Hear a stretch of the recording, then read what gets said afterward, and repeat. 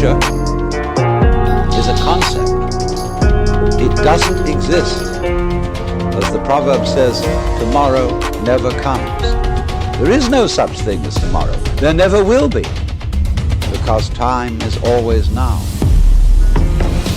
Welcome to the Philosophical Minds Podcast, the podcast about the stuff we wonder about. And other things.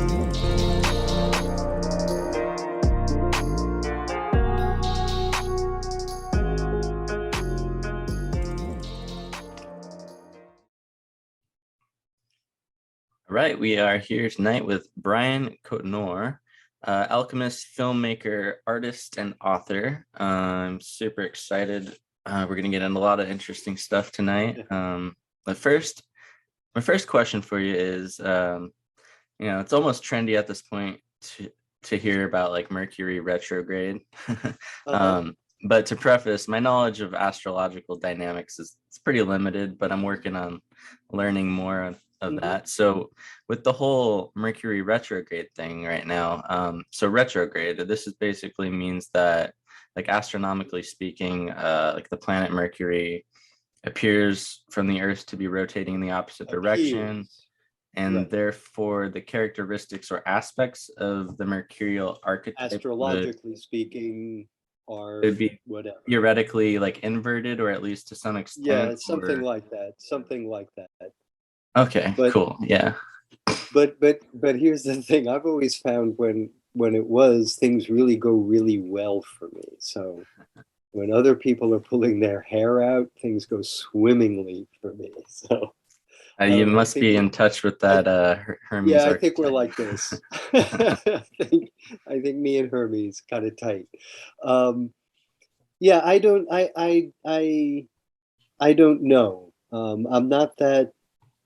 The work that I do with alchemy will work with ideas of planetary influences, forces, things like this, but it's not necessarily an astrological form. One of the things mostly used in compounding herbal medicines and things like this is what's called the Lord of the Hours. That each of the hours has a planetary rulership. Excuse me. So that's something. And then there are other ways of, understanding the correspondences between the planets and the metals, so to speak. And kind of work that goes like that is looked at more, well, I don't know, as a story that's unfolding in the sky, so to speak. And sometimes that's kind of related to what's going on in the flask. So definitely. So I wanted to touch on some of your thoughts on like soul dynamics. What are your thoughts, beliefs, ideas, whatever, in regards to like the evolution of the soul? So say like we're born or reborn, or, we learn our karmic lessons and we eventually maybe transcend to a higher order being, maybe an angel, an archangel, a cherubim. I don't know. I don't know. I mean, honestly, I don't think anybody really does. I mean, maybe some do. But I would say, my worldview comes more in alignment with, I would say, a Mahayana Buddhist. That things arise out of interactions with you, and then you go, okay, well, if this thing is, what came before that? So causes and conditions. And so in that is this idea of reincarnation, right? But there's nothing permanent to it all. So it kind of gets a little trippy when you start thinking about it. And so I don't really know how to answer that without going sort of like stopping.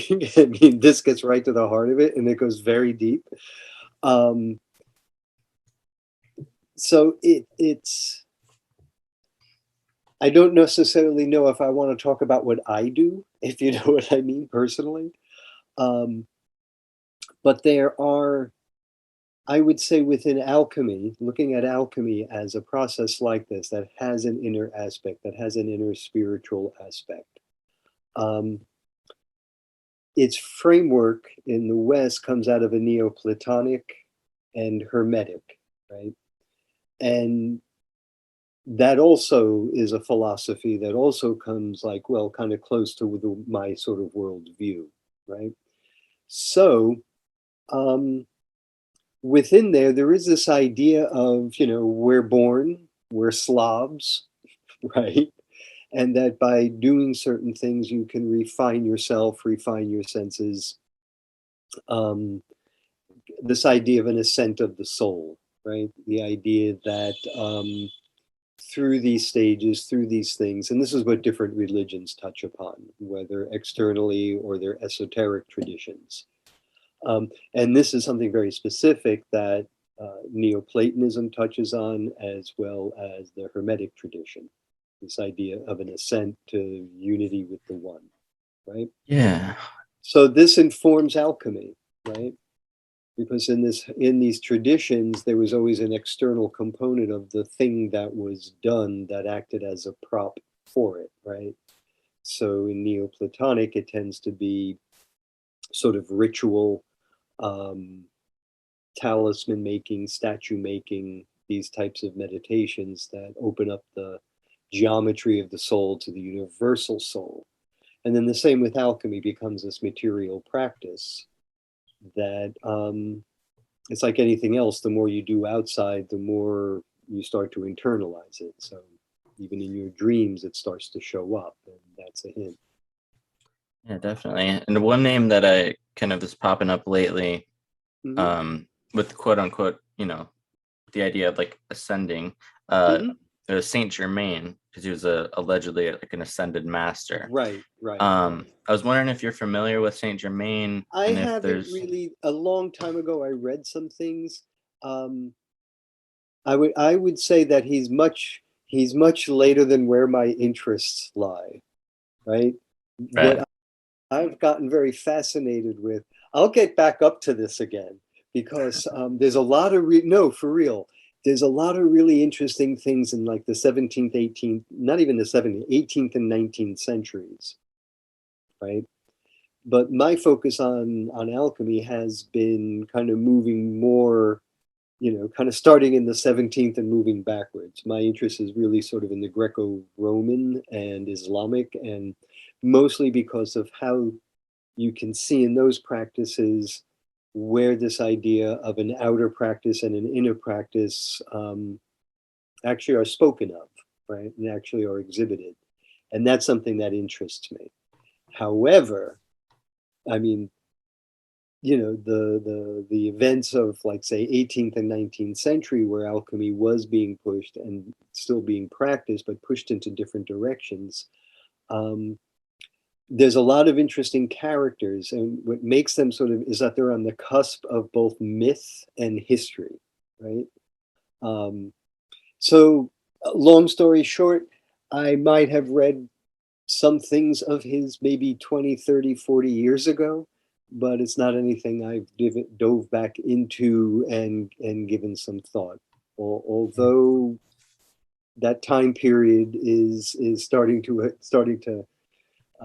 have an interest for me. So that's actually, yeah. why I'm so excited to talk with you, though, is because you do dive into those more older, Right. that older lineage of, like you said, like deriving from the Arabic or the Greek authors and Exactly. so on.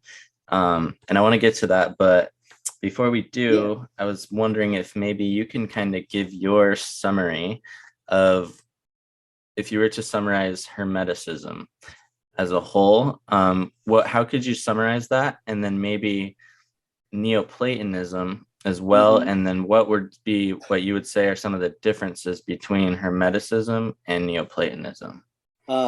Okay.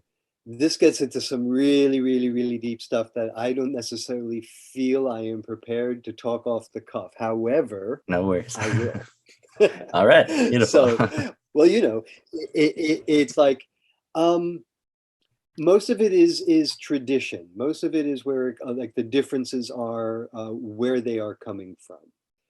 Um, to start with Neoplatonism, because I think it's the clearest, really does come out of an interest a continuing interest in the philosophies of Plato. The Neoplatonists that we're talking about are like the first few centuries of this era, right? 100 AD, 2, 3, 400, 500 AD.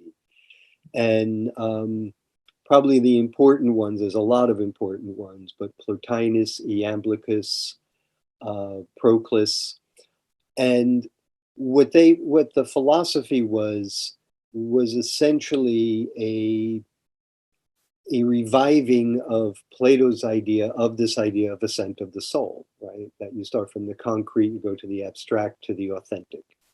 And so you may start with external practices, but eventually that starts to become more of a mental thing that then opens up to, that layer of the ideal in Platonic philosophy.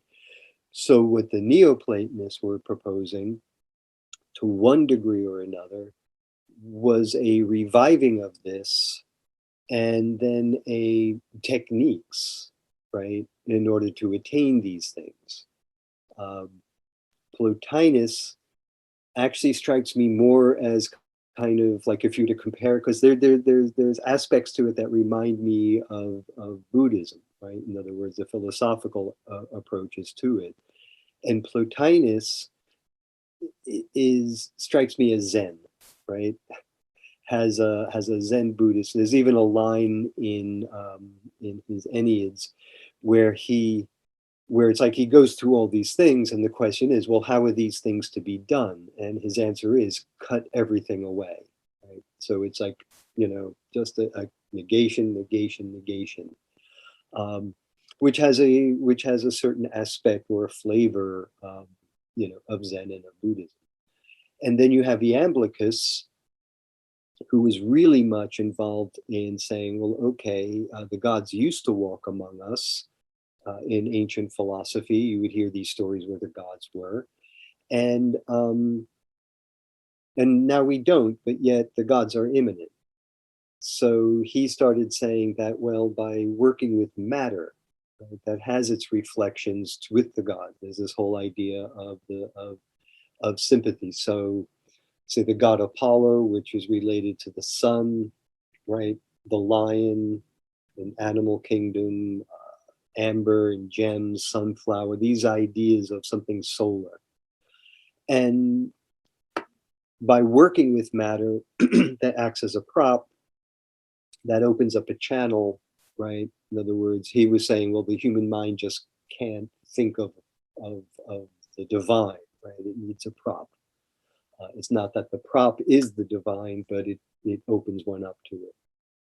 And so this is that idea that by working on the outside, by doing some visualizations or material practices, you start to awaken this inner eye. This is what they were saying. You need to purify that ability to visualize. And then once you're able to visualize, as you read through the Neoplatonic work, it starts to move you. They don't really speak of it this way, to higher spheres, right? And then it continues on, and what's suggested is the old planetary structure, right? Of Earth to Saturn, the old Earth in the center model. So that, in a nutshell, is kind of the ideas of Neoplatonism. Hermeticism works with this idea of ascent, and has a similar cosmology, and its philosophies, it's kind of, I don't know what you would call it, syncretic, I guess, where things kind of mash together. So like the literature of that is also probably maybe as early as 200 BC, 300 BC, I think is what some of the scholarship is thinking, and that it's this odd mix of Greek and Egyptian, right? And again, it's giving a guidance for the soul to ascend to the one, and practices for it. And so, I mean, they're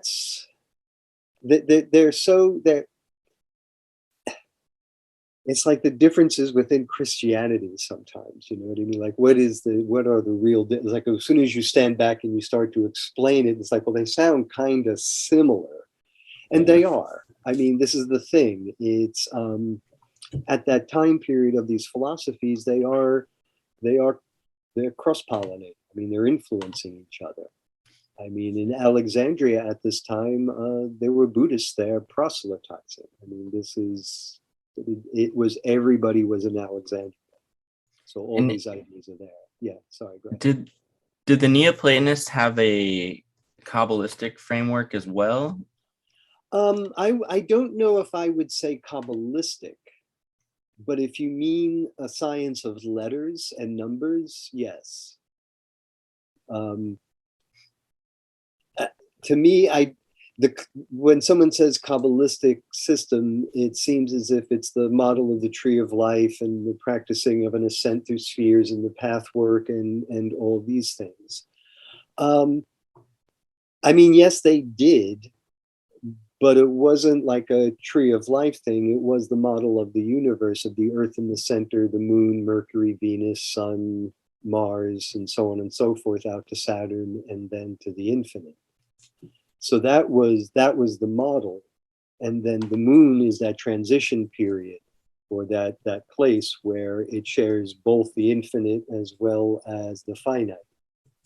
And that's often symbolized within the Neoplatonist as Hecate, the goddess of the in-between, who will guide you through this.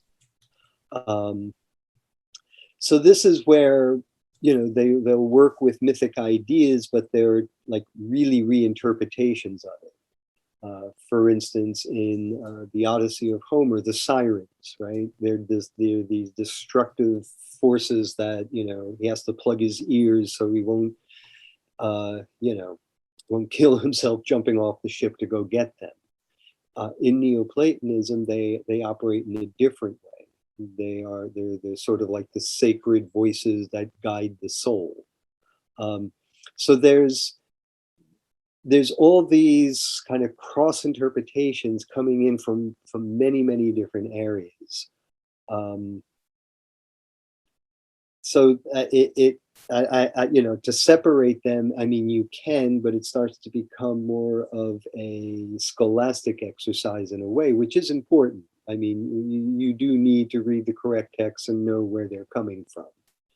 But at the same time, if you're standing back and looking at a contemporary practice or one's own practice in alchemy or art or something, to me, it's more about looking at, I don't know, systems of relations within there and what perhaps that might say to you about your own life and your own work. And there's a lot of cross references in the early alchemy that points to both the Neoplatonists and the Hermetic writings that suggest the inner work or that sort of inner preparation, not just the lab work. So. Really? I don't know if that answered anything or that was just like a whole lot of hot air, but there you go. It was great.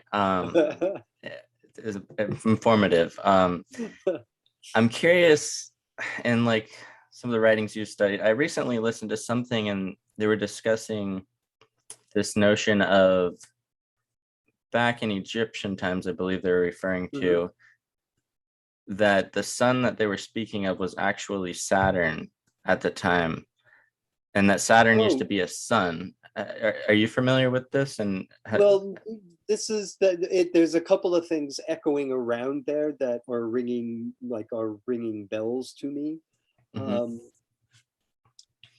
There's one thing that's just physics and kind of cosmology, is the fact that if Jupiter particularly, but Saturn also, but Jupiter's closer, that if Jupiter had a bit more mass, it would be a star as well, right? In other words, it's made up of enough stuff, but it just doesn't have enough for it to collapse and to kind of reach a critical mass to start the ignition going. Because as they found, its double stars are very, very, very common. They're more common than single star systems. So really, we are a double star system with one that just never took off, right? And you could probably say the same about Saturn. It has a similar composition. So that idea, I think maybe someone's kind of picked up somewhere. And then I don't know. There's something that about like the very, very old Greek and then the Egyptian mythologies dealing with the sky gods, like Uranus and then Saturn, Cronus, um, and then how the Greeks are related to the Egyptians might have something to do. But that's as good as I can get with this.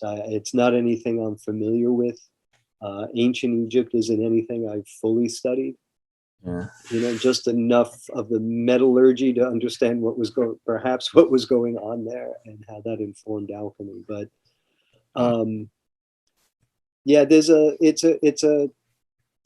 lot of complex astronomy involved as well, and then also terminology that is used at one period and then for another, and then there's mythic use as well. So yeah, you'd have to go slow there. That's what I would do. Yeah, for sure. Do you know what I mean? It's like, Yeah. yeah. It's interesting.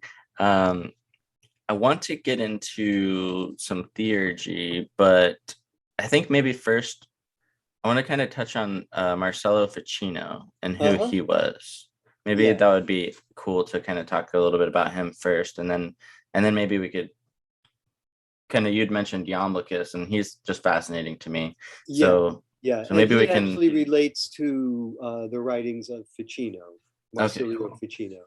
Yeah. So Ficino, he's sort of like the intellectual force of the Renaissance, right? He was this from Cosimo de' Medici, right, in Florence, the godfather of the Renaissance that kind of bankrolled the whole thing getting started.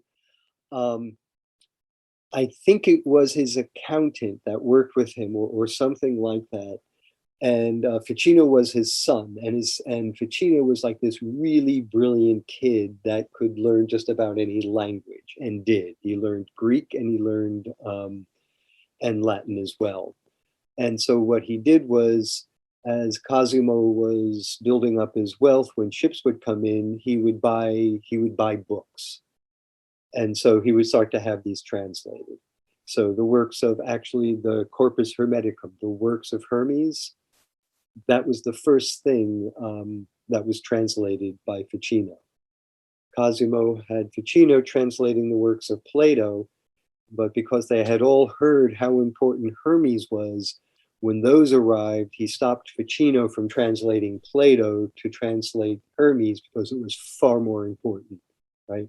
So that gives an idea of sort of the Renaissance mind as to what they were considering to be important and valuable philosophy and practice. So that's what he did. He translated Hermes, he translated all the other Neoplatonists, and particularly writings of Proclus and Iamblichus. And a lot of these writings really form the basis of what would be a Western esoteric magical tradition. In terms of it, it's the same shared worldview of things being interconnected. By working with external props, you can open up and channel things. And this is what Ficino writes about. I mean, aside from his translations of the Neoplatonic philosophy, also within a Christian framework. Because that's the other thing. He treads a very fine line. There are times when you read him, and I've said this a few times when giving talks about it, it's like you read him and you think, how the hell did you not get burned? Do you know what I mean? It's like you're clever. Respect, you know what I mean? Respect to him. Yes, truly. And he was very careful. Because what he was saying is, I mean, if someone reading it today would read what he's writing, you would think immediately sort of planetary magic, that he's calling in spirits and things. But he writes in the book just to kind of like, okay, nope, that ain't not what I'm talking about. He compares it to someone going out into the sunlight and absorbing the health-giving rays of the sun, right? So by by doing certain things at certain times, you can bring in the health-giving rays of Jupiter and Venus, to help slow down the aging, drying out process. And so what I think in terms of alchemy, probably the most important of his works is his 3 books on life. And it's particularly in the 3rd book where he gets into sort of like very practical recipes, drinks, candies almost that will slow the aging process, keep you young and flexible, this type of a thing. Because he was also a doctor, and the ideas of medicine at the time were based on humors. And so what aging was you're born hot and wet, right? And as you age, you cool off and dry out, right? And so that's the problem with folks who are scholars. They spend so much time reading, is that they get cold and dry. So his medicines were to keep you young and moist, so to speak. And so you're able to continue on with your spiritual work and studies, and that's alchemy. Yeah. So what stands out to me, it's interesting. You'd mentioned that he had these recipes for candies. That's how I read them. Yeah. So were they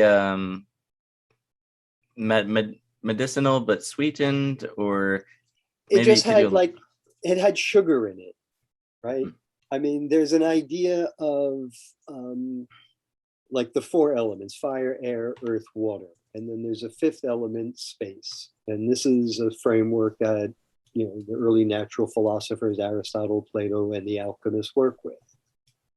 There's a point in the development of alchemy where this idea of space starts to take on a very quasi-material quality, right?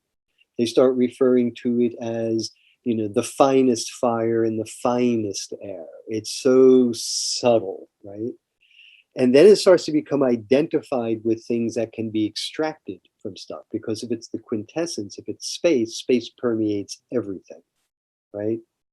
So there becomes this kind of, looking for this material.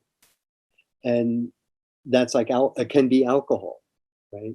And there are these ideas that the quintessence is more abundant and easier to access in some materials than in others. So Ficino says, well, such as grapes, right? Because you can make wine and alcohol and really good quintessence out of that. A certain medicinal herb, mirobalan. It's a sort of a nut or fruit. It has 3 kind of flavors to it. It comes out of India, actually, but it has a very strong medicinal qualities. Then he mentions cane or sugar, gold, frankincense. All these things have a quintessence really close to the surface. Basically, he says anything that's sweet and pleasant and uplifts the spirit has quintessence kind of really at the surface. And so it's just a question of us blending it at the right time in the right place, and then taking it into your body and letting it do its work. Right? And I was going to the idea ask is then to harmonize, right? To harmonize your inner soul with the cosmos.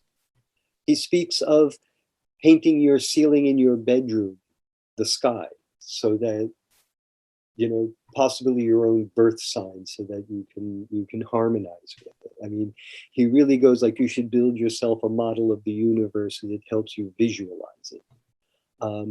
Things like this, and this is all very Neoplatonic. He gets even so much into music, singing, and then movement as well, having planetary associations. He was often, I've read somewhere, he was often asked to parties because of that, right? And he was supposed to be a very good singer and a lyre player. And so there you go. That's Ficino. So but I do think it's I was just going to emphasize that anybody, if you're interested in practical alchemy, right, like doing medicinal work, kind of this sort of exterior work with things, but at the same time an inner. This is almost the operating manual, right? Wow. It's like a work like mine where I talk about alchemy and some of it like a little bit, but it's a lot of the laboratory stuff. How do you work with plants? How do you do with stuff? All very important. But then it's like, okay, now what do you do with it? This is what he writes about, right? This is what he's talking about. And it's the two together that become, and it's very rare that you will see things written this way by him. Not just by him, by anybody dealing with alchemy. It's the 3 books on life. It's a rather unique writing because of this. So, And yeah, so you'd mentioned music and movement. And in regards to the movement, is that something that is in combination with the music, or? Yeah, that's the sense. I mean, this is Ficino. This is like, and I'm sure it's part of the whole Renaissance sort of, the birth of opera, the birth of like this intermingling of the arts to express things. So there's a lot of that kind of going on too, outside of any esoteric stuff.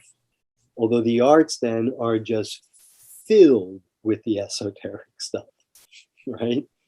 Really interesting. This is actually one of the really interesting dichotomies that go on, because in the arts, it's all pagan, right? When you really think about it, it's like everything is the gods, goddesses, adventures, whatever.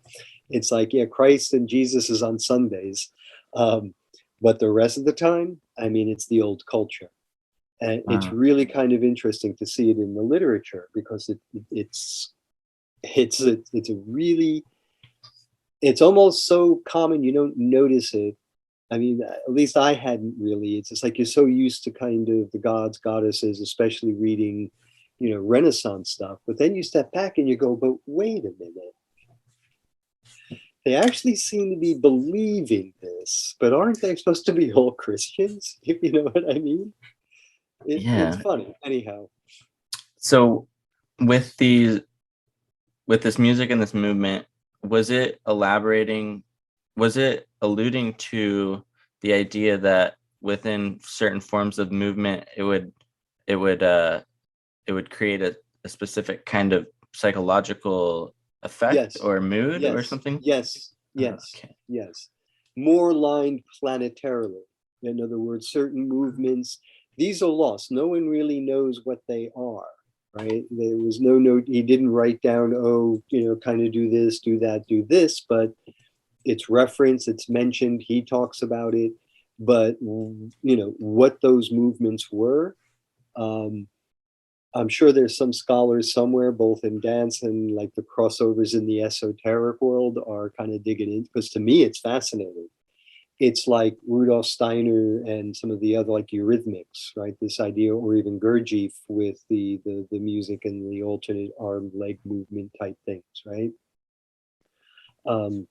So it has that kind of resonance, and I don't know. There's a lot of things referred there that I don't think has made it to us today, if you know what I mean. Like you come across references to things and it's like, I don't know that book, it's not in any of the books that we have now. It must be in another one that we don't have. But there's a lot of intriguing things. And the sense I have is he gets this or develops it out of some earlier Neoplatonic stuff. And it's that earlier Neoplatonic stuff that we don't have. Wow. Right?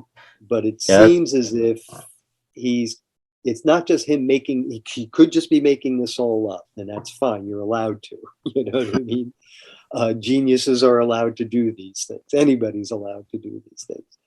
But there's something in it that everything else all seems to point back to, like Iamblichus, Proclus, and the others, that there's something about it that makes me think there was something somewhere that made mention of, the movements of Mars, the movements of Venus, the movements of, and I don't know, maybe it's there. Maybe it's an early Baroque opera, Yeah, that's really fascinating and interesting. Don't you think? I think it's like, Yeah, I mean, it's like, huh, you know, because they all had like all these operas were Greek myths. So it's like I'm thinking now, did they have any movements that are like the idea within an opera of a motif, right? A strand of music that gets repeated with a character, so to speak. Yeah.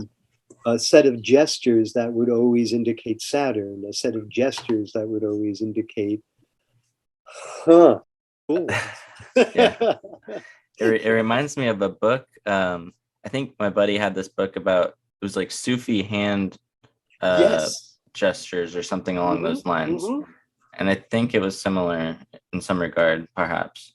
And there So could be some things like this as well, right? Like in India, in yoga, the mudra as well, which are like just these hand gestures and stuff that's supposed to channel energy in different ways.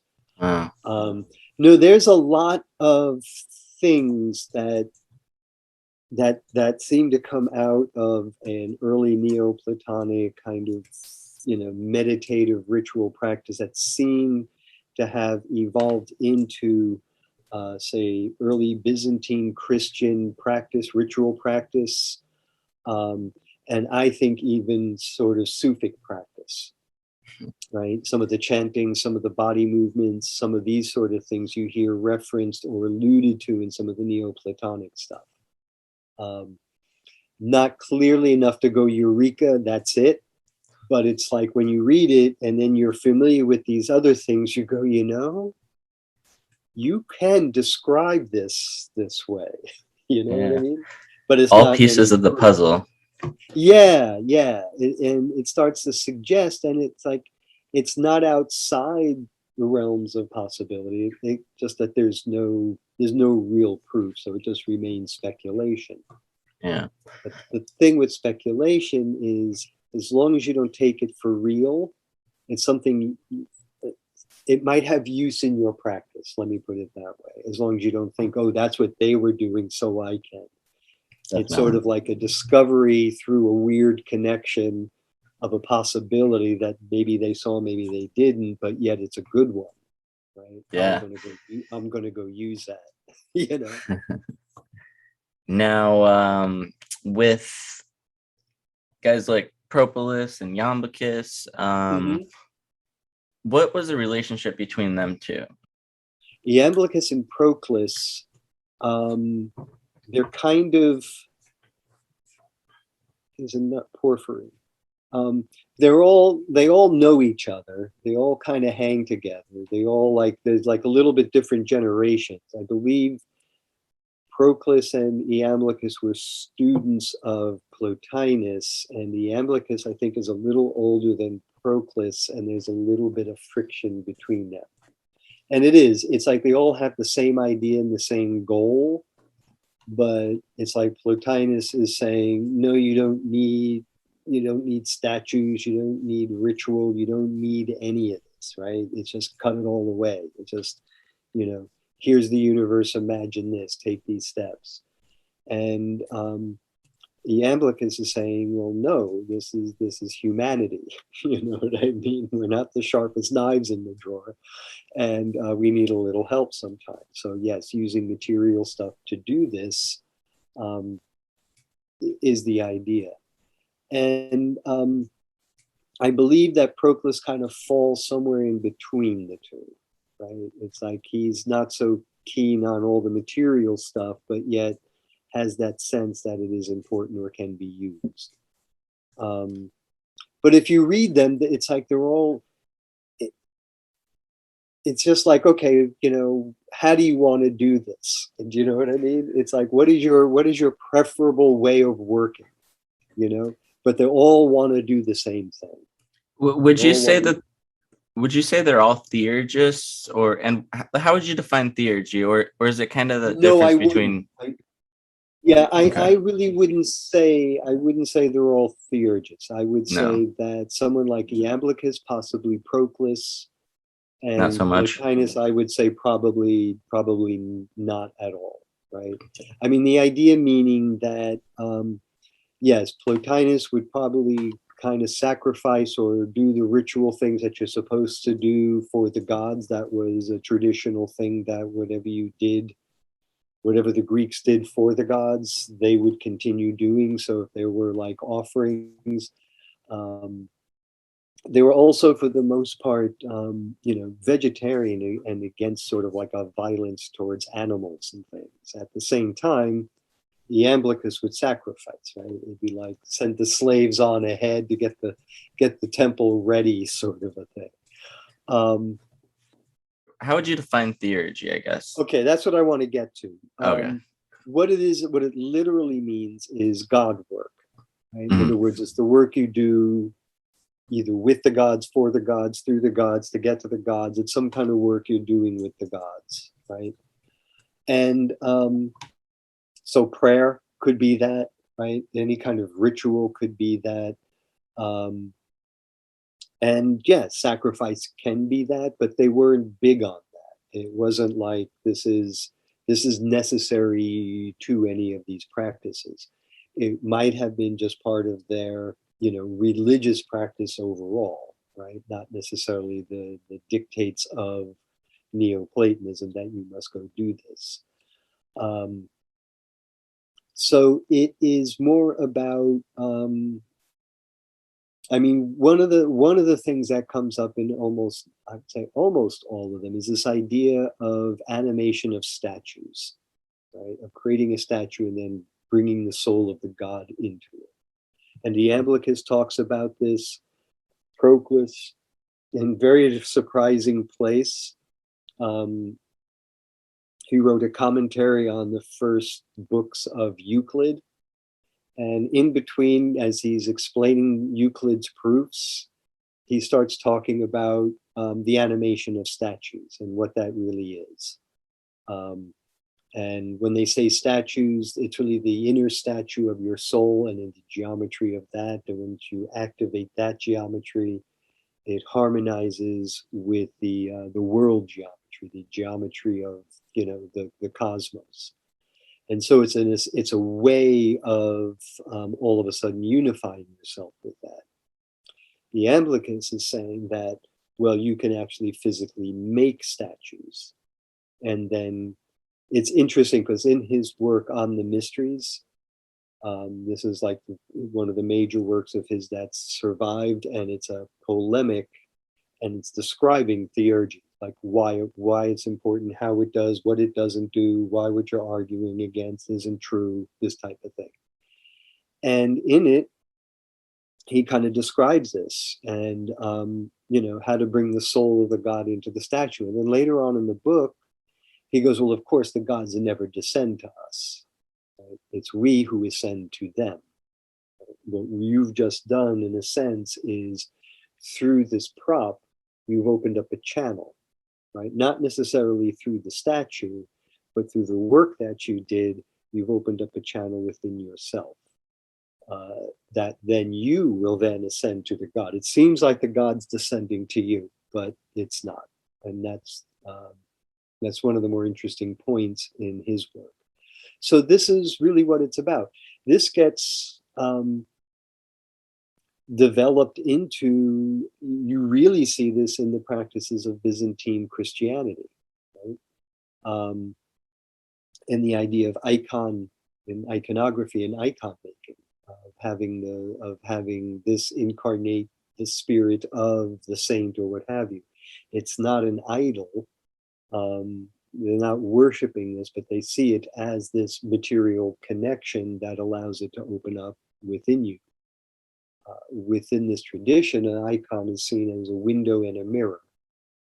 Right? It's a window into the divine, right? Like what you want to be like, and then it's a mirror as to where you are. So there's a practice that's continuous within Orthodox Christianity around icon making. That's very, very similar to what they're talking about in terms of Neoplatonic statue making. Right? It's using the material world as this prop to open up this channel in your inner world. And this is what the alchemy at the time was doing as well. Oh, yeah, that's interesting. And with this idea of theurgy basically as like aligning oneself with divinity or higher order functions and kind of connecting or communing and working with the quote unquote gods in the sense they would pretty much be referring to like planetary influences or archetypes. Did they Yeah, I have would say in our language today, we may say more of an energetic archetype, if that okay. means anything. They would think of it as like Apollo. They would think of it as Diana. They would think of it as Hecate or Zeus or Cronus or Ares. And each of these have qualities as you pass through them. And so it's like a reverse birth, right? In other words, their vision of it is that the soul would come through, and as it comes through the spheres and is about to materialize into Earth, right, on Earth, wherever the planets are in their configurations is the quality that the soul picks up at that point, right? So if Saturn has to deal with structure and form, and it's in a certain house or a certain whatever, it's going to give that form to that incoming soul, right? So, and then it just is a step down kind of a thing, and it just gets clustered on with this and this and this, and then finally out comes the child at that time, and it has the imprint of the universe, and this is the concept. The reverse of that is by turning inward, you can, with your mind, make this reverse ascent. And this is what the Neoplatonists talk about.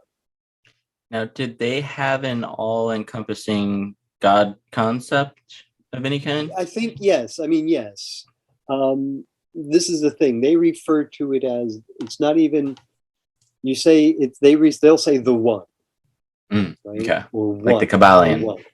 Yeah, but it's not the number one, right? It precedes anything, right? It's a unity that precedes even unity, okay?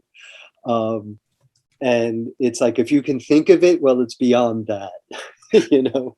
It's the ultimate mind fuck. And so this is really what it's about.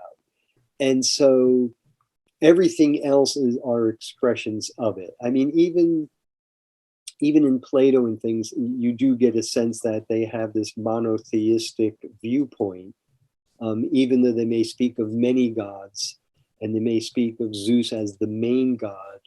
You still have a sense somehow that there's a deeper sense of a unity beyond that in Plato, particularly. I kind of hear that sometimes, just the way it's at least the way it's translated.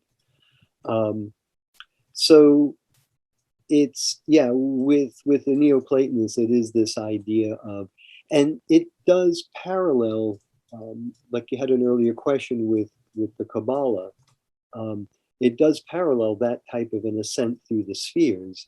It just doesn't have that structure of, like, say, the tree of life that developed around it that the Kabbalah has.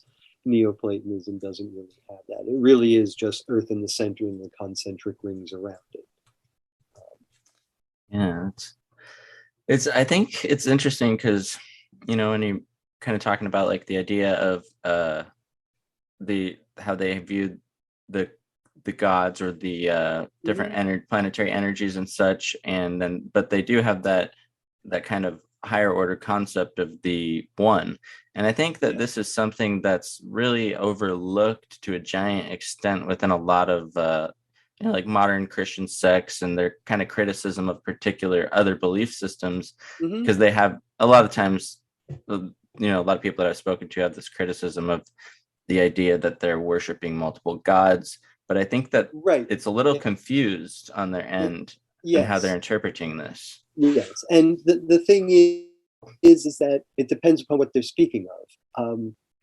If you are speaking about, like, say, very early Greek culture, you know, 600, 700, 800 BC, yeah, it's likely that people actually thought that, you know, Apollo was this god that rode a chariot. It's like, you know, at the same time, this is one of the things in alchemical writing in the 16th, 17th century, where they're going, well, you know, these myths aren't really about the gods, it's about alchemical processes. Was the fact that they just couldn't believe that someone as sophisticated and intelligent as Plato, Aristotle, all the other Greek philosophers would think that Jupiter really turned into a swan and had sex with Leda, right? It's like, no, they don't. Plato really didn't think that, right? It's like we're not. So Come they on. must have meant they must have meant something else by these myths, because nobody intelligent is gonna. Yeah, it's a good fairy tale. It's a good story. It's a good myth, right? And so that's part of it. It's like there's an idea within these stories that they're teaching something, but you can't take them literally, right? Although some people do. So for one Definitely. way or another. It's any philosophy, any religion has its storytelling, and there are those who understand the stories as kind of elucidating a deeper philosophical moral point, and other ones that go, "Yup, that's what happened," Yeah. you know. Yeah, it's And funny. Go ahead. yeah, I was just going to say, and it's like you know, as long as you know which one someone's talking about, you know, it, it's a little bit clearer, you know, when you know. Definitely.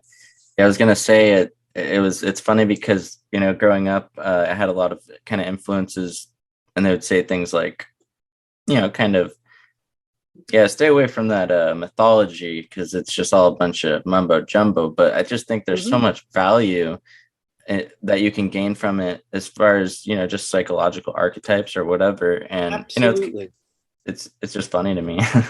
Yeah, no, it's absolutely um, it does all of that. The other thing it does too, it is at such a root to every aspect of our culture that it's like it's something I've been doing because I do courses on things like myth and alchemy and stuff. So I keep on reading and go a little deeper, a little layer deeper in things like this, and then with each time I go through something, you'll see something in popular culture or just around that people just take for granted or just part of it, and you go, you know where that comes from? You know what I mean? You know how old that idea is? It's like the same thing with Shakespeare, you know, like you hear this, you'll hear these phrases like used, and then all of a sudden you'll come across it somewhere and someone goes, that's from you know, from Shakespeare. Yeah. But Greek Roman mythology just permeates. And then they're just, if you're interested in alchemy and you're interested in myth in alchemy, I would say one of the things to read would be Boccaccio's Genealogy of the Gods, right?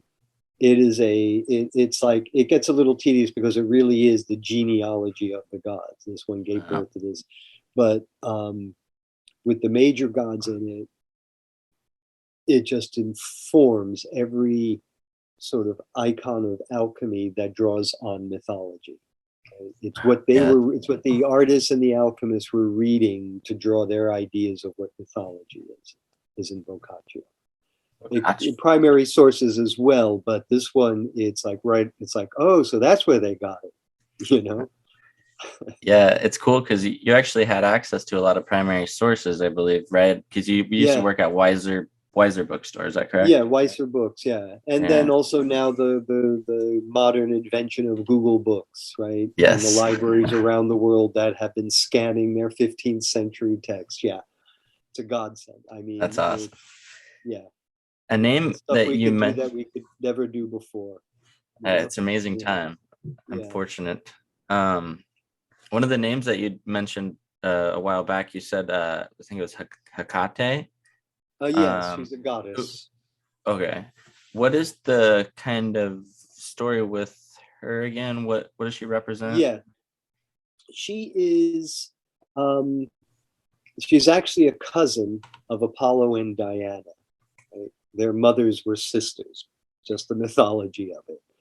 Um, and she is a goddess of the underworld. For some reason, this is where she became identified with, mostly from myth, mostly from stories told about her. She has very, like, her origins in true mythology, like really deep, like history of how these gods developed and where they come from. She's a very ancient one.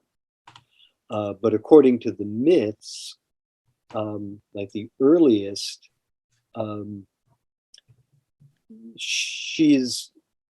there's a book called the Theogony by Hesiod, and it's one of the earliest books on, like, say, the order of the gods, who gave birth to who, and all these other things.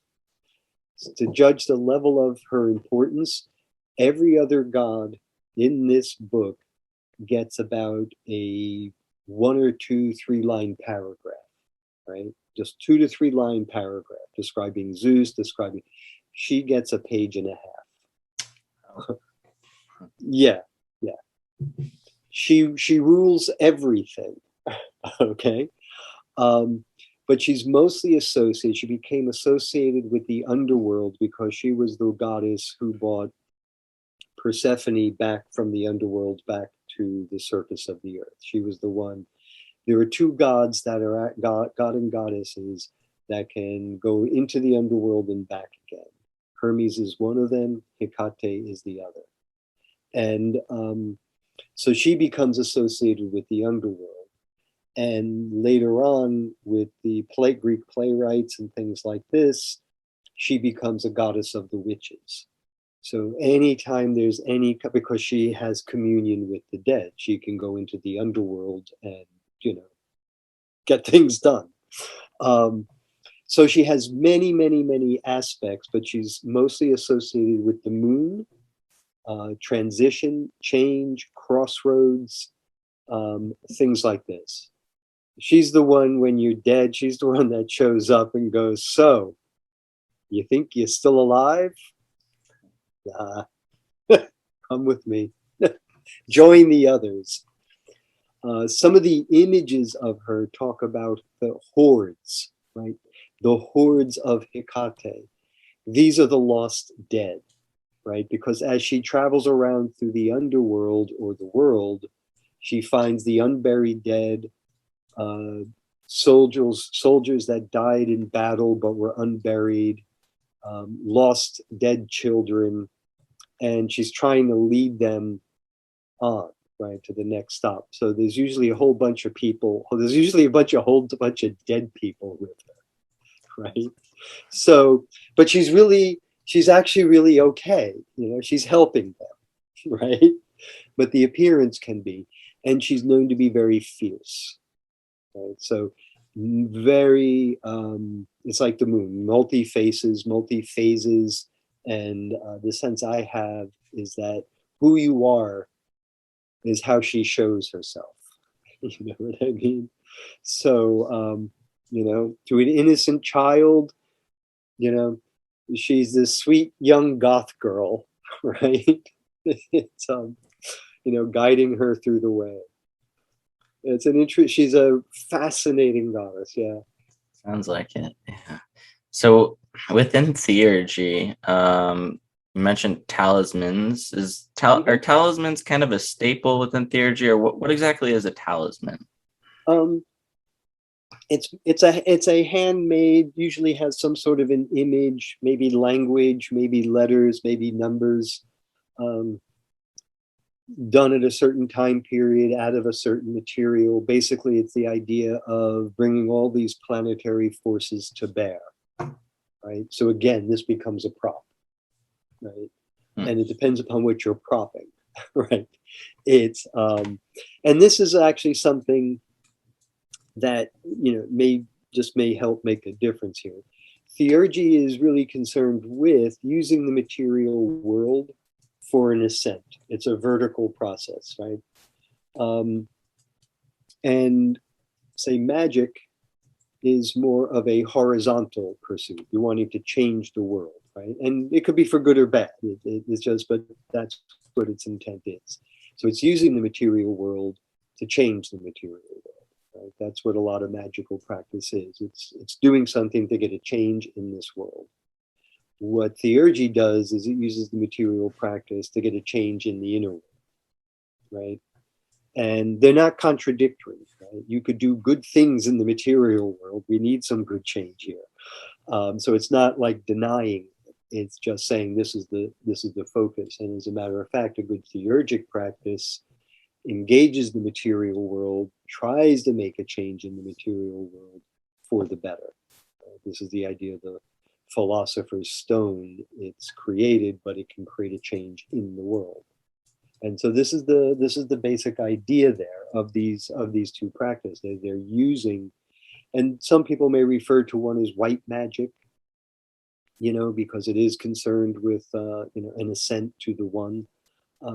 Some of that's just kind of language, but this is really what the concern is this idea of ascent, and then using whatever techniques to engage that and to move it along. Hold on one second. I'm gonna plug this cord in.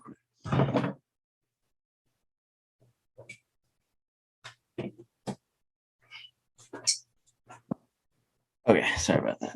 That's right. Okay, so within theurgy, would you say that theurgy is primarily concerned with the betterment of not only oneself but others as well, or in my opinion, yes. In my opinion, yes. Although, I mean, that is the intent of philosophy, of Greek philosophy. Plato, it's all about your engagement with the world. It's like, they're big on law, if you know what I mean.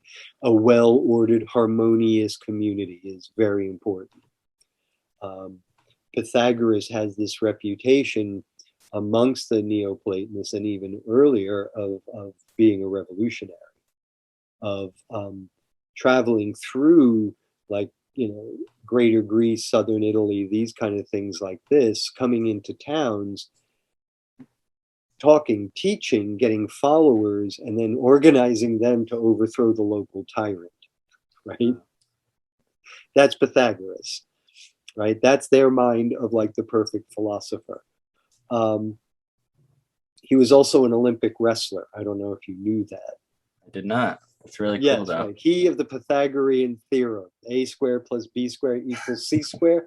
Yeah, kicked ass in the early Olympics. Yep, wrestling. That's interesting. It's actually kind of funny too, because I actually took wrestling in high school, and my coach was also a math teacher. So it's just kind of funny that it's like there's a thing there. Thing there. They refer to him as to having analyzed and come to a scientific understanding of boxing. In other words, it was like he probably saw really what the mechanics of the body were. He was standing back and looking at what was really going on and going, okay, you don't need those extra movements. You just need these movements. And actually, if you train this way, you're prepared for that, It was just probably a very intelligent mind looking at a bunch of fools just kind of like mud wrestling. And then, you know what I mean? Kind of like seeing, no, wait a minute, there's something here. There's a pattern here. I bet you I could do it. The story is, and again, it's Iamblichus's Life of Pythagoras where a lot of these things come about. It's like he showed up. This kills me. It's like he shows up.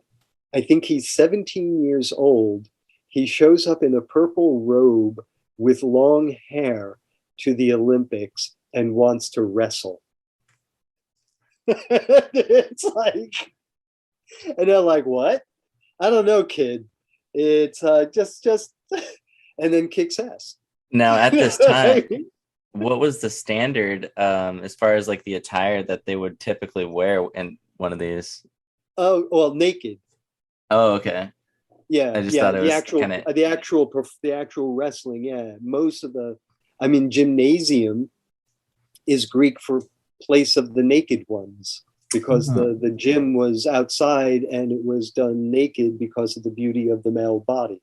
Wow. So no body shaming there. No, it was. It was. I don't know what the purple robe was about. I think it was this whole philosophical bent, right? He kind of traveled around and people just saw this weird kid, you know what I mean? Funny. That seemed to be very wise, so they just let him have his way. And a lot of this too is, story. so like doubtful any of this is actually true. But the fact in the 1st century, 2nd century AD, they're buying this. This is their idea of the man and the values of the man, right? Yeah, and for the longest time, I was looking for primary sources on Pythagoras. So that's cool that Iamblichus seems like it'd be pretty good. Yeah, there's a book called the Pythagorean Reader, Okay. and there's nothing, because the Pythagoreans were forbidden to write anything down. It was all an oral tradition, and so a couple of them, after a lot of them was slaughtered, started to put some of the stuff down, but there really isn't any primary sources. There's a lot of secondary sources from 1st century AD, 2nd century AD, of stories that have been passed down over the centuries. Like the earliest written ones, Pythagoras was dead for like 300-400 years. Oh, wow. Yeah, but there's still a lot to be. It's still really, really, really, really worthwhile reading it. For sure. I mean, there is just pure gems of wisdom in there. Things that you go, yeah, that's a good thing to keep in mind. Yeah. I think that's something the cool thing about this material, is this. It's like some of it seems really obscure, really whatever, and then you read things that's like, this person was alive yesterday writing about their thoughts of like how fucked up it all is, and here's why. And it's just kind of like, wow, okay, you're just right on the money here. It's it just goes to show that the misery doesn't stop, right? It's just same shit, different day, as they say. Yeah, there's nothing new under the sun. No, but it's like, but there's a wisdom there that tells you how to approach and how to deal with it in a much better, more comprehensive and perhaps positive way than just kind of, pulling off on your neighbor. Definitely. I think something that I heard you mention within the writings of Iamblichus was the concept or idea of the daemon. Oh, right. Yes. Could you elaborate a little bit on that? This is it's where we get our word demon from, but it has nothing really to do with it, right? I was wondering. It is this, okay. Yeah. It has its like linguistic origins there. But this really is a level of being that's above human, but not angelic or divine. And some of the philosophers define this as really, it's your higher self. It's part of your soul that kind of got left out a little bit and is still in the spirit realm, kind of a thing. Some of them think of it that way. Some of it think of it as as the soul was coming into manifestation, there was a spirit that came into being with it as its guardian, right? This is where you get, and so this is the idea, is that it's your spirit, it's your genius, it's the thing that gives you your own particular kind of flavor, right? I mean, the sense of think of a genius, but not somebody who's doing something extraordinary, right? They're extraordinary because there's a unique quality to them and a unique thing they're bringing to a certain field. Well, each one of this, according to this, have this, and it's called us, right? It kind of, when you describe it, I kind of think of when somebody has like their astrological chart and all of their different aspects that kind of make up their unique individual characteristics. Right. It kind of has that tone. And then imagine that the best possible version. Okay. Right? The best possible version of that fully realized. Okay. Right? And that's somewhere deep in you, but you have no knowledge of it. Right? You're just completely oblivious to it. And so the idea is, within this practice, is to kind of awaken that, to kind of be aware of this, to kind of be in contact with that. And the funny thing is, if you start reading philosophy around the 2nd, 3rd century AD, you'll start, there's a thing by, I believe it's Plutarch, who is another Neoplatonic philosopher in the 3rd, 4th century AD, and he's writing about this one young philosopher who wants to contact the spirit of Socrates, the genius of Socrates. So he goes into this one very famous cave or tomb, does certain rituals, has his head cracked open by the spirits, and does this ascent, right? And is like, oh, okay, where's Socrates, But this is that idea, that somewhere in these things, are these practices. It seemed like, of course, in order to be in touch with one's, higher self or daemon, that it would definitely be achieved by some kind of theurgical practice, in the sense of you're aligning with a more pure or true essence of reality.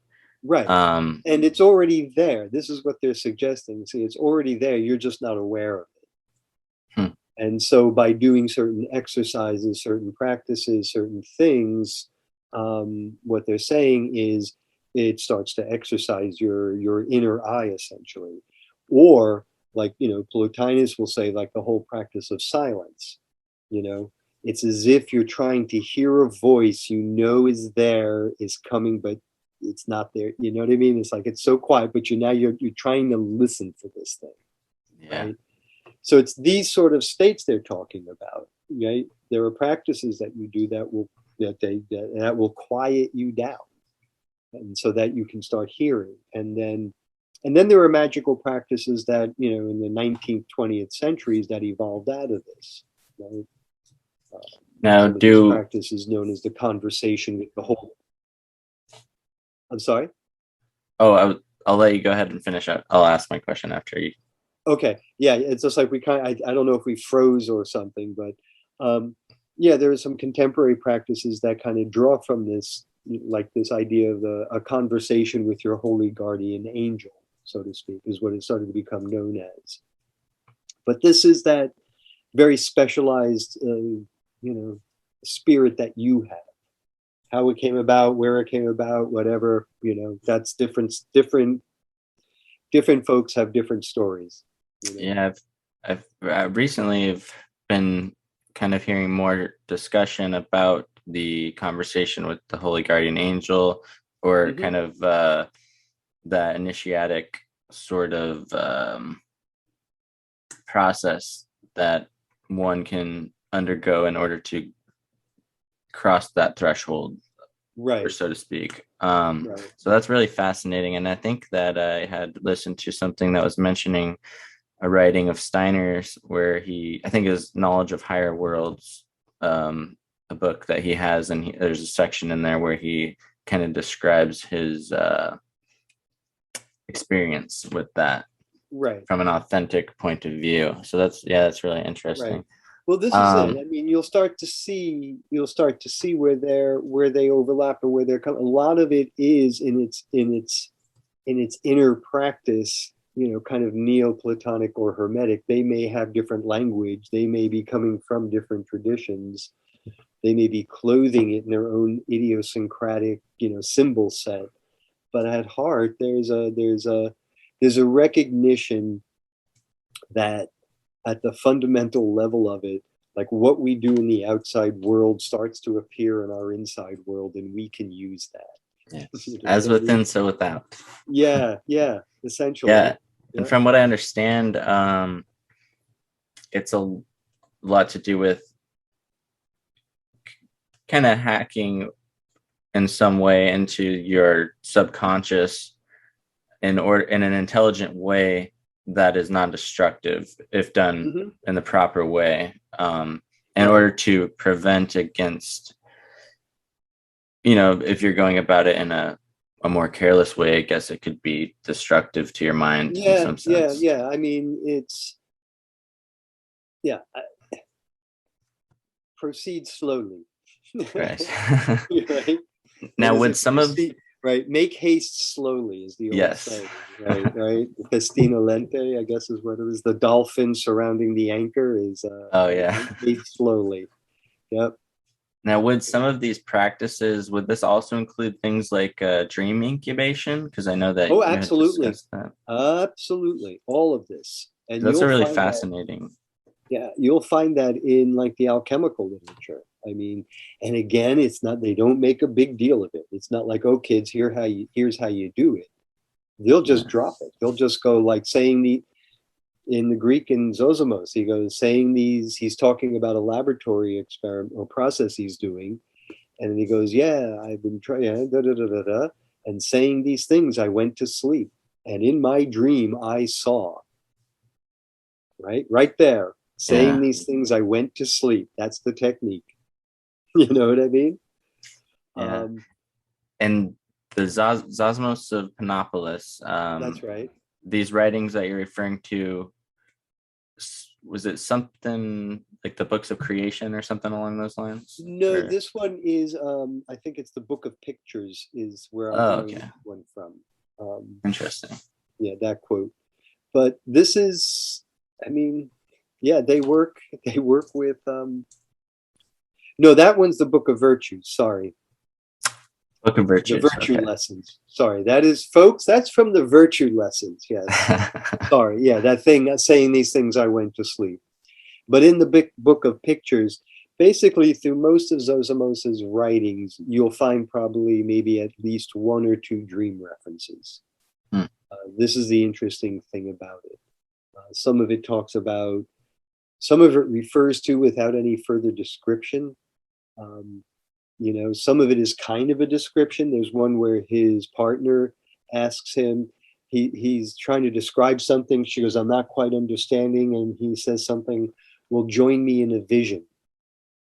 And she goes, well, how can we do that in the daytime? And he goes, well, here's how this is. Quiet your mind. And he says these things.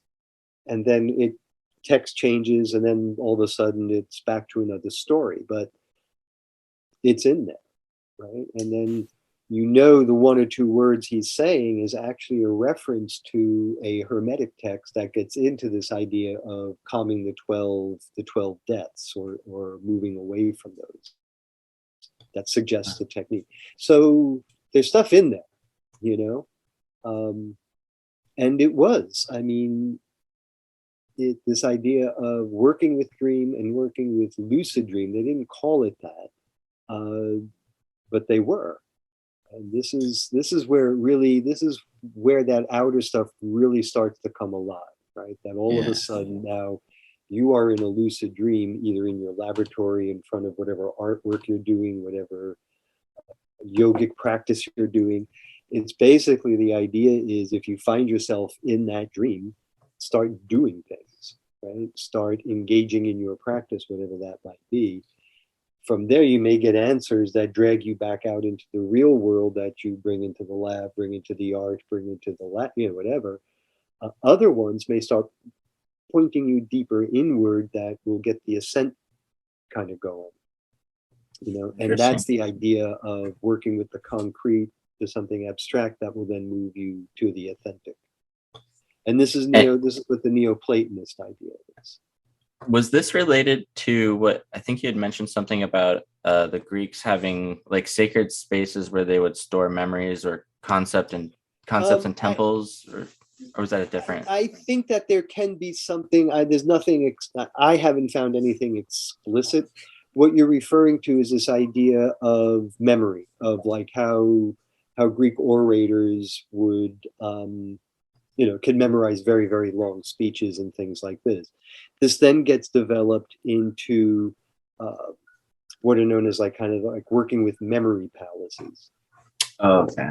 The idea that you could remember or memorize a chunk of your speech, and then you would associate it with something very strange in this space. And then when it was time for you to give your speech, you would then just kind of in your mind walk through and something would trigger. I mean, it's like it wouldn't be like you'd have a word and a word and a word.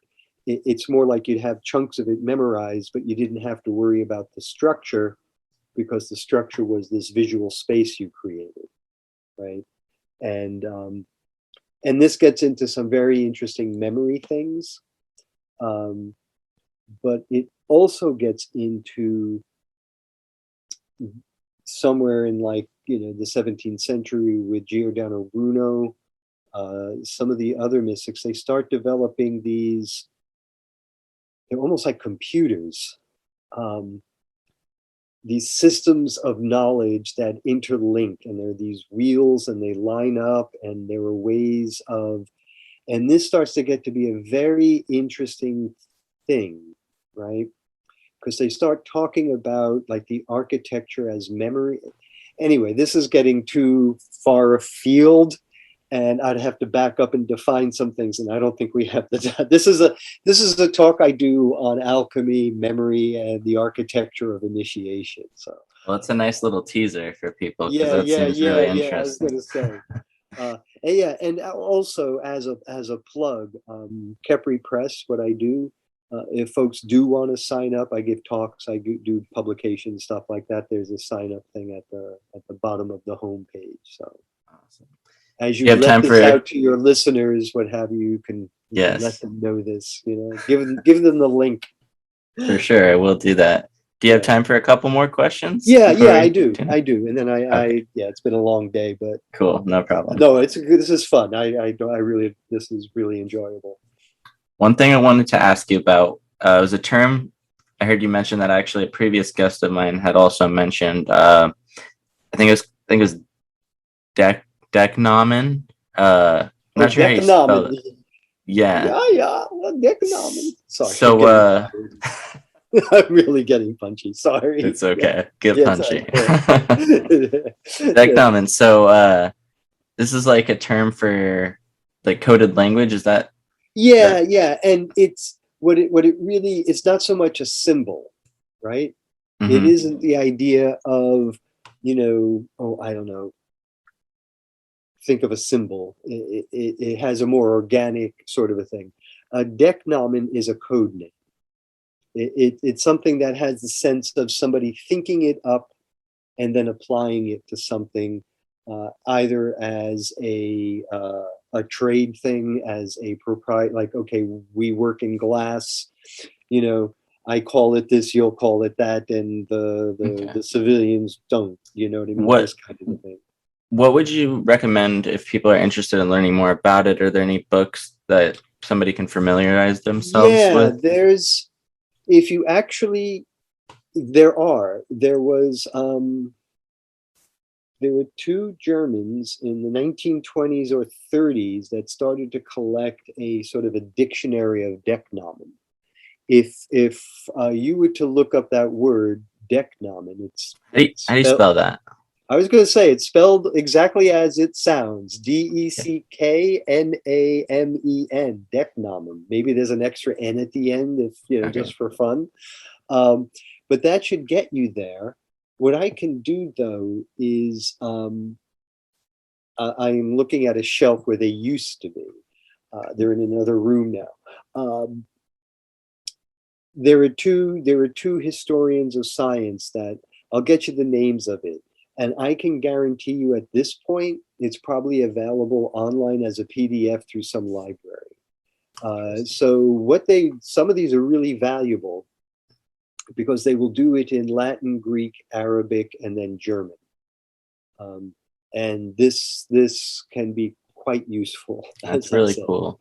Yeah. Yeah. So would you say that so Decknamen would be kind of like you were alluding to, it's the coded language for say like the actual code, which maybe would pertain to something like the green language or the language of the birds or I would actually, this I would say not.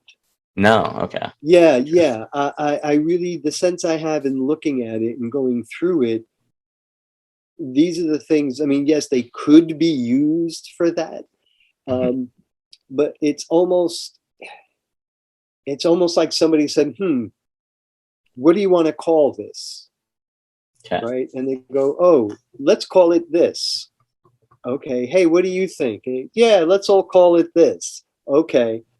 And then you guys know that that's what it's called, but nobody else does. Yeah. And there's reasons for this, because there's an actual there's an actual technology that's going on. There are actual discoveries that are going on. And artisans and artists, no, they're going to keep things secret. And this is where that you can find your way into alchemical texts, and the substances they're talking about are through the artist manuals from the same time period.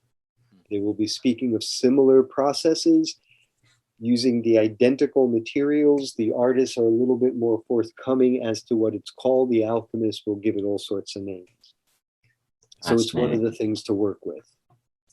All right. Well, one thing I wanted to put out there for people is that you do have a new release of your book, Practical Alchemy, right? Which is basically kind of a repackaged version of the original Wiser Concise Guide to Alchemy, with a beautiful cover and then a introduction by Robert Allen Bartlett. Right. Yep. So that's really cool, and I do really like the cover of it specifically. It gives it a really good feel. I do too. I have. It's very interesting. People have really commented on it. It's like it's most folks don't comment on covers for some reason, but it's like seems like it goes well. It looks really good. I'm very pleased with it. The whole thing. It's and the fact that it was like reissued. Like, as you mentioned, it was part of a Weiser's Guide, and it was part of a series. But this is really cool that it's like been pulled out. Now it's just on its, its lonesome. It's awesome. And and just before we wrap up, I just want to give you the floor. And if there's anything any message you want to put out there, any places you want to point people to, whatever, floor is yours. Just let people know. Be nice to each other. That's not the that's a good one. We could use more of that. Play nicely. You know what I mean? If what we've been talking about is of interest, I would say check out the website Khepri Press, KHEPRI, KhepriPress.com. And I do books, I do zines, I do a lot of sort of visual work that expresses all these ideas that we've been talking about. So yes. Other places I would say support your local bookstores. That's my big thing. If you want to get a copy of my book, did you see how it disappeared? There we go. There we go. I have to keep it moving. I'm in a different space. Yes. I have it on my website. I'm very happy to sell it to you, but I'd be more happy if you had a bookstore order it and you did it through there. Definitely. It helps them. It kind of keeps the books ordered throughout the world, and it keeps the publisher kind of like, many people are interested in this. Yeah. So it helps everybody. And then so I always encourage, especially, so few brick and mortar bookstores are standing, and they still need to stand. So that's my message, and I'm sticking with it. There you go. Beautiful. Well, this has been fun. Great. Yep. Definitely, I really appreciate your time and you coming on here. So gratitude. And this is fun. We'll have to do another one because I got a lot more questions for you. Yeah. We'll do it soon. Cool. Take All care. right. Well, you have a good night. We'll talk soon.